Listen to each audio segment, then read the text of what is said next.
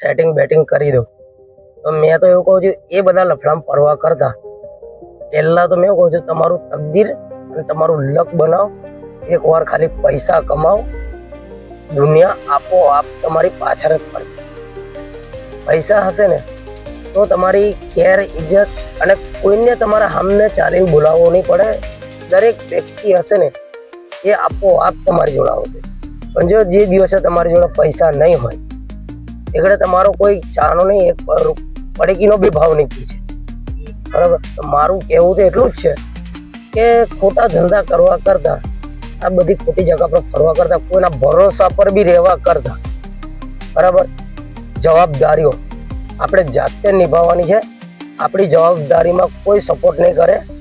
એટલે મેં તો એવું કહું છું કે પહેલા તો આપણા પગ પર ઊભા થઈ જાઓ, એકબીજાની આશા રાખવાનું છોડી દો। જો તમે તમારા કદમો પર એકવાર ઊભા થઈ જશો તો એમ જ દુનિયા તમારી આગળ પાછળ જ પડશે।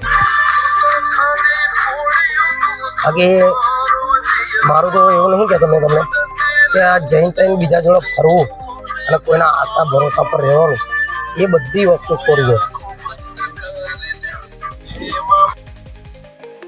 એટલે મારું બીજું કશું નહીં કહેવું, બસ પોતાના પગ પર ઊભા રહો અને કોઈની આશાનો કોઈનો ભરોસો ના રાખો આ જમાના પર। કારણ કે દરેક વ્યક્તિ તો એવું કહેશે તું ચાલ હું તારા સપોર્ટમાં ઊભો રહીશ, તારું કોઈ બી વાળ આખો કરે ને તો હું આવીને ઊભો રહીશ। તો મેં તો કહું એ બ્રહ્માંડ નહીં રહેવાનું, આપણા ખુદ મહેનત પર જ ભરોસો રાખવાનો, બાકી કોઈની પર ભરોસો નહીં કરો।